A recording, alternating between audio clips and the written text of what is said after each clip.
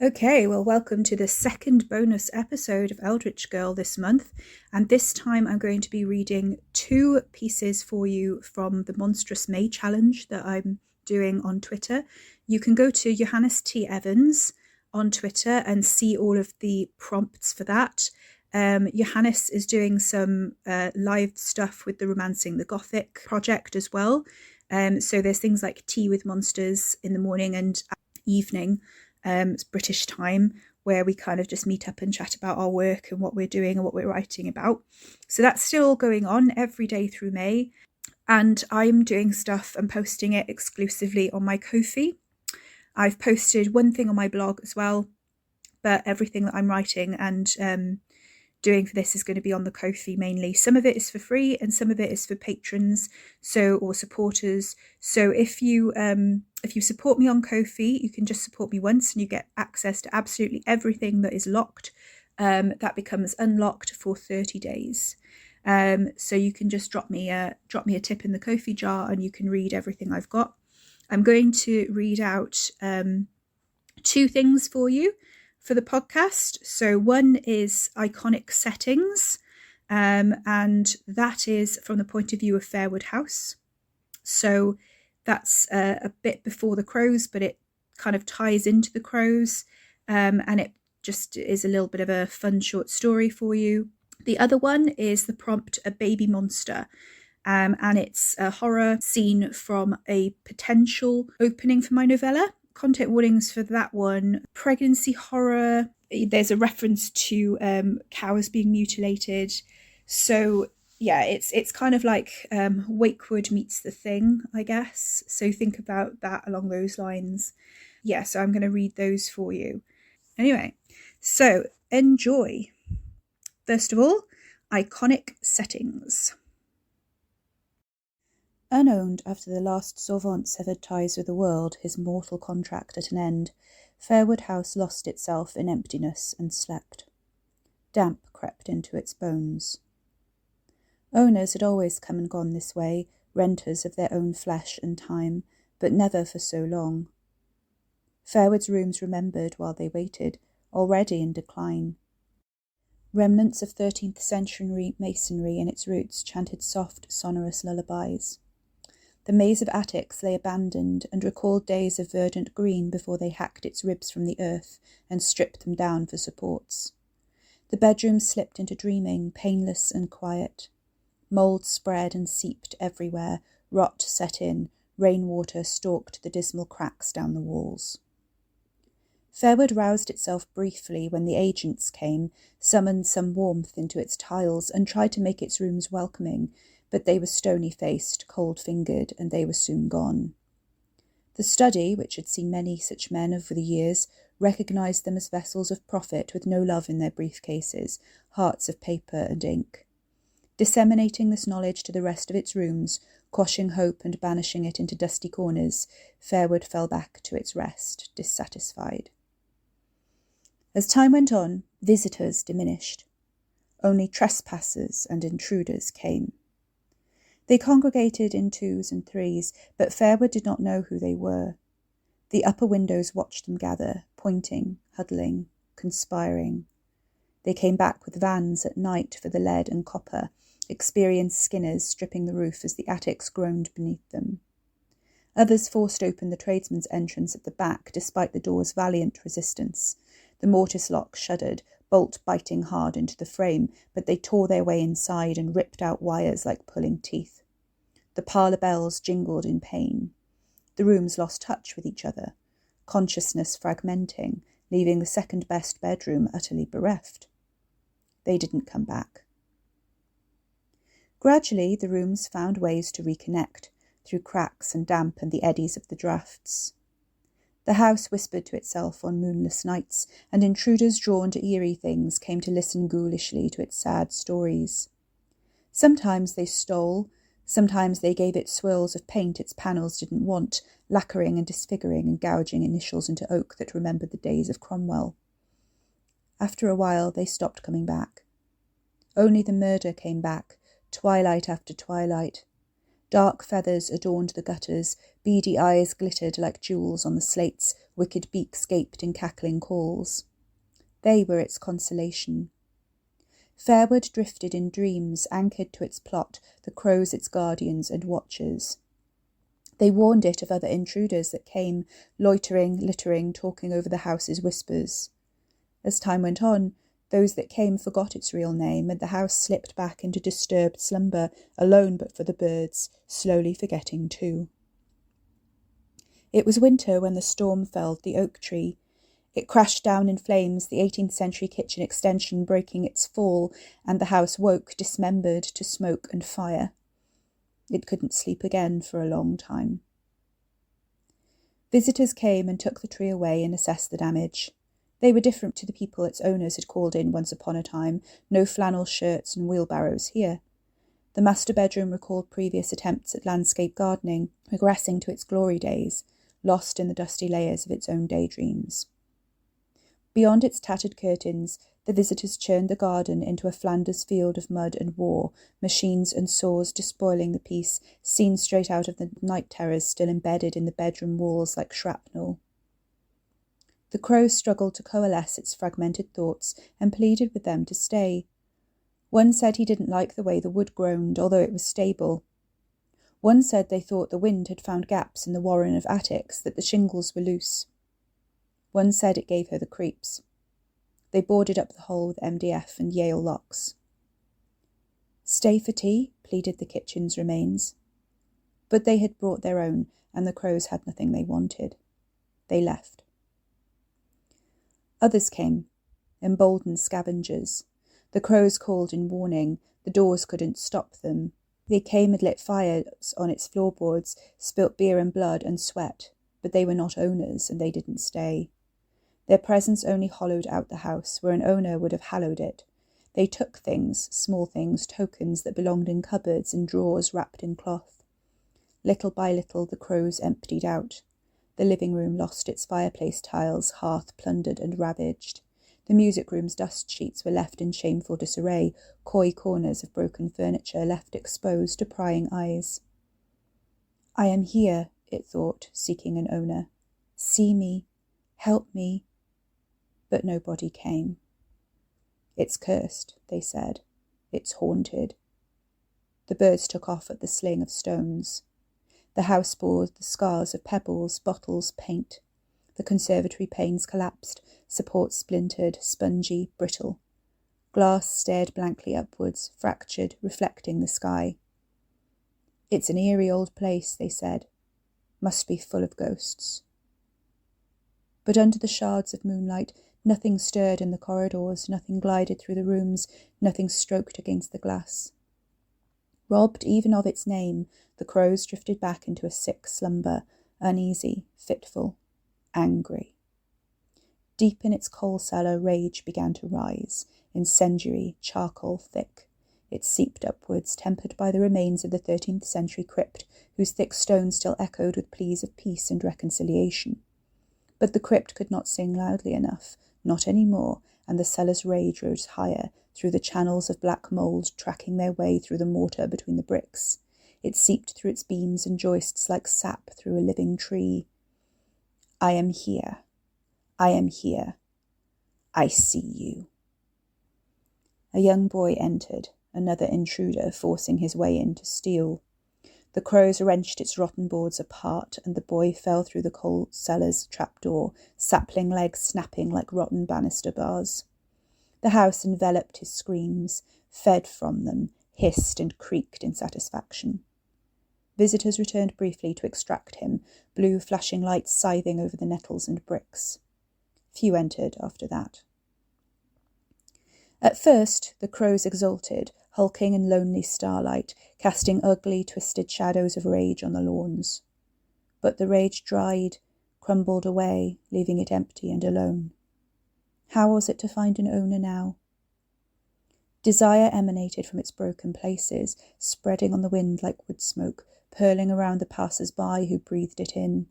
Clouds of longing drifted through the neighbouring trees of the Chase, over Redditch Lane, and across the melancholy slash of bare fields sloping to the sea. All it found was a brown-eyed, broken boy, too young for it, but the crows filled up his lungs and penetrated to his bones. But the boy could not enter, and he would never be an owner. He came barefoot through the woods, dirty as the windowsills, skin scratched and scarred by belt beatings. Within him the house felt a rage, charcoal dark and easily ignited. He sat on the edge by the fence, always beneath the same tree. The lonely boy. He never came in. A group of children jostled each other far below, wide-eyed and perspiring. One threw a stone, smashing through an upper window pane and splintering its vision. The intact panes overlooked the lawn where the lonely boy was watching, staying away. The crows felt his rage, the flare of anger and indignation. "Hurt them," it whispered. The lonely boy circled the perimeter and got the stone thrower alone, and the crows heard a bone snap and a scream, but couldn't see on that side, not any more. The house settled, temporarily content. But the lonely boy could not give it what it wanted. The sun and moon cycled across the sky in a dance, shadows sailing over its rough, crumbling facade and spinning through its hollow mass as paper skin peeled away from the plaster beneath. Its vision was blurred, distorted with dust and grime and 1,000 cracks. It could see in all directions from the broken shards lying on the ground, reflections bouncing and light dazzling, 1,000 eyes in all directions.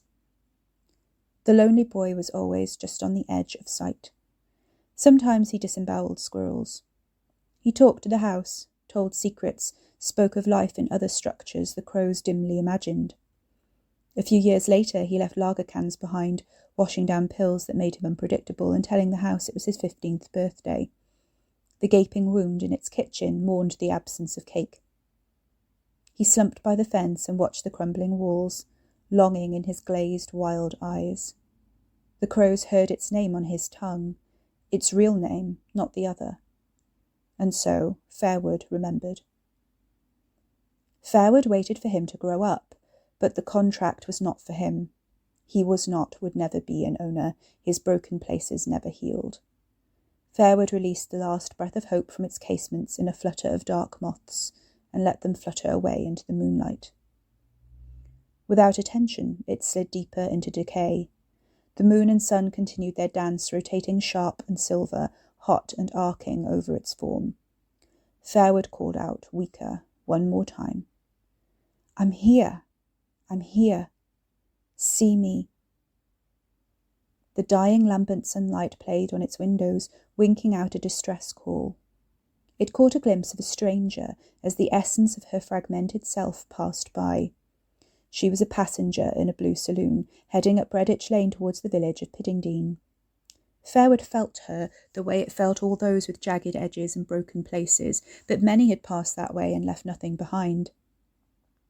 This one left a spark, a jolt of surprise, that left its own invisible mark on the masonry. The car rolled by, and she was gone. Fairwood did not expect her to come back. It had released its hope, after all, a long time ago. But the moths had returned to lodge in the dusty corners as though they had never left, and so Fairwood found itself hoping. The fragment of her spark stuck close, like a barbed teasel on a velvet curtain, although it knew nothing about her. For days it sifted through the lingering impact of this brief encounter. She reminded some rooms of numerous maids, 2 housekeepers and a chimney sweep. Small facets of them tessellated with a spark of her, but there was more to her than this, more it didn't know. The house pined, sagging, waiting. The wishing well in the garden hummed with stagnant anticipation under its boards and iron bars. Then, like the moths, she came back. The first time it saw her properly, she was walking through its twisted gates, unafraid as the locals were of its shadows and scars. The closer she got, the stronger Fairwood sensed she had plenty of her own. Yet she was not like the lonely boy whose inner ruins were beyond repair. The stranger resonated with the house in ways he did not, their broken places intertwining. Fairwood felt each reverent step she took along the cracked path, treading lightly as though she were in a sacred space where shoes were profane. She slipped through the weeds and nettles, following a winding trail where once a straight, wide drive had been. Fairwood remembered how things were, and although it was no longer looking its best, it wondered what she saw. Did she see the pediments collapsed and crumbling? Did she see the holes in the roof, the damage of the storms? Did she see what they had done to it, the scars and the wounds?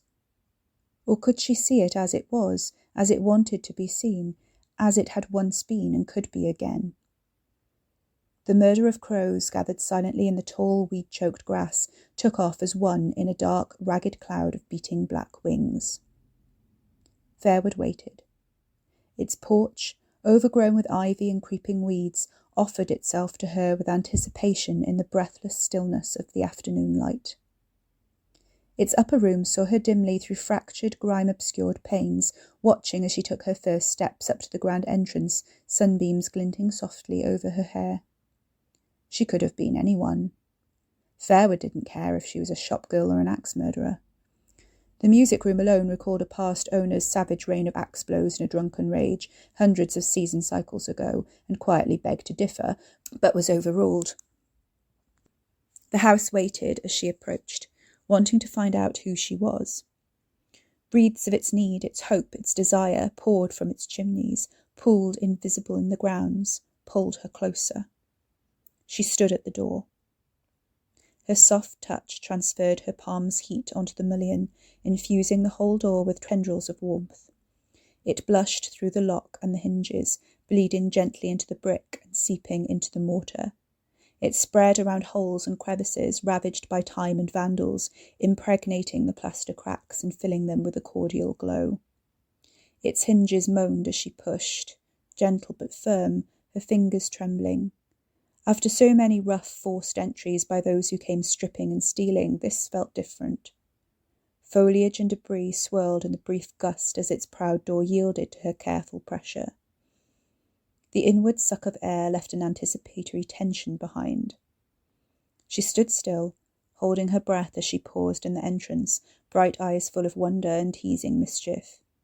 She took in the ruined splendour beyond the doorway, the contours of the oak panelling that lined the hall, the proud girth of the banisters of the grand staircase, erect and solid after all these years, and the cracks that ran through the aged plaster like varicose veins. Then she entered. The door swung behind her, taking her in, swallowing her up. She took a few steps across the tiles, adding her footsteps to the echoes of those that had gone before, but each tread felt to the jaded reception hall, as if it was virgin ground again. She closed her eyes, and Fairwood felt both the chill shooting through her and a sense of certainty. "Yours," the crows whispered. Floorboards settled above her head, the wind rustling through the holes and cracks and crevices. "Mine," she responded, absorbing the thought as if it came from deep within herself. It had her. The crows creaked victorious. "Mine." So this is an opening scene, potentially, from my 1940s sapphic novella, which is tentatively titled The Snow Children of Much Cleobury. Vibes are something like Wakewood and The Thing, I guess, and it's available on my Ko-fi for supporters only. The blizzard covered most of the Gregsons' fields, shrouding the scarecrow in white mist until his spindly dark shape was partially erased by the flurries. His battered silhouette was the only landmark visible to Jem Gregson, struggling on through the drifts and ice to the bone beneath his greatcoat. Jem's eyes were weaker than they once were, but still sharp and well-trained. As the wind died down in a rare lull, he turned to glance behind, and it sprang back up again and whipped across his wizened cheek like a knife. His footprints, as deep as they were, for he was a heavy man and the trudging had been slow going, were gone already. The nearest steps were shallow imprints of the side of his heel, where he had a habit of turning his weight outwards. He was nearly at the scarecrow now. Old Rusty was a tattered beggar, turnip-headed, dirty coat torn to rags and scraps. The rusty wire tying his poles together crosswise, from which he got his name, bit into the worn wood. He had lost a glove, but the other clung on gamely underneath the coarse twists of twine. The carved eyes were full of snow. Jem didn't touch him in case the pole snapped. It was already bowing and bending with each vicious gust, setting old Rusty dancing like a hanged man. Jem didn't like it. Something twisted in his chest, a cold thrill of fear. It wasn't the scarecrow or the weather, although they were bad enough. It was the snowman. Now he was up to old Rusty. He could see what Agatha had taken on so about, looking out of the farmhouse window. They were in a row, slender columns of tightly packed, brilliantly white crystals, glittering until his eyes ached. They had no twiggy arms or brightly coloured scarves, but he could tell they were meant to be roughly human-shaped, as each had a perfectly round ball placed on top of its tapered trunk. Jem had his rifle over his shoulder, but he wasn't sure it would do him much good. Not against whatever had ripped open his cows. Must be a maniac, he thought, not willing to bow to supernatural fancies of his wife. Some POW escaped from a camp or parachuted in and the invasion started. First that, now this. They had just appeared. The spherical heads were blank, without coal eyes or carrot noses, no studded black smile to mark out the face. Each one was exactly the same, and he huddled by old Rusty and counted 5, no 6, of them altogether. Another tremendous gust caught him off guard, slicing through his thick woolen layers and vest, biting into his ribs. The wind had teeth, and it took his breath away. He hunched, gasping, and dropped the rifle in the snow. Doubled over, he peered through the curtain of thick, silent flakes, glimmers of colour playing tricks on his eyes. He tried to find it, but the flakes settled over the polished wood and buried it from view. His breath froze, eyelashes stiff and icy, joints locking him in place. Jem groaned, but the blizzard muffled the sound. He was stuck knee-deep in the field, as sure as old Rusty, pain lancing through the core of him and shooting through every bone. Agatha should be watching. He hoped she would have the sense not to come out in this, to leave him be. It was her he was worried about, heart pounding with the pain. He realised he couldn't move, and Tommy was stuck over in Painsford with the van, and they had no phone for her to call from. Not unless she went down the lane to the vicarage, but that was a mile, and in this weather. He'd have to unstick himself. There was nothing for it. Jem howled as his back froze up, tight and painfully tense. He might have yelled into a feather pillow. There was another lull, and it lifted, and he saw the snowmen were bleeding. Adrenaline did what willpower wouldn't. Jem caught hold of old Rusty, and the pole held, encased in a sheath of ice. He levered himself part way up and forced his legs into motion, one foot then the other, wading through the thick crystalline bellows until he got to the nearest one. It was not so tall as him, a child's height. It blared from a place about a quarter of the way up from the ground, a triangle of fresh red staining the pristine surface. He didn't know how he knew it was blood. Years of farming had given him an instinct for wounds on his livestock and the dogs, and he had seen enough of it come slaughtering time.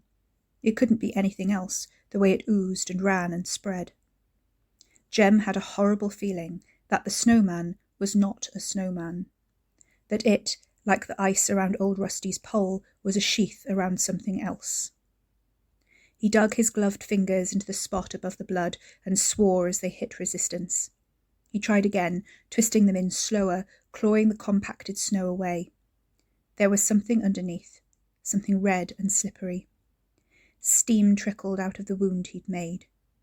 Jem wanted to stop, but he couldn't. He needed to know what they'd done, who they were, why something like this was in his field. He clawed chunks of snow away from the pulsing, warm thing beneath. His gloves came away stained and wet.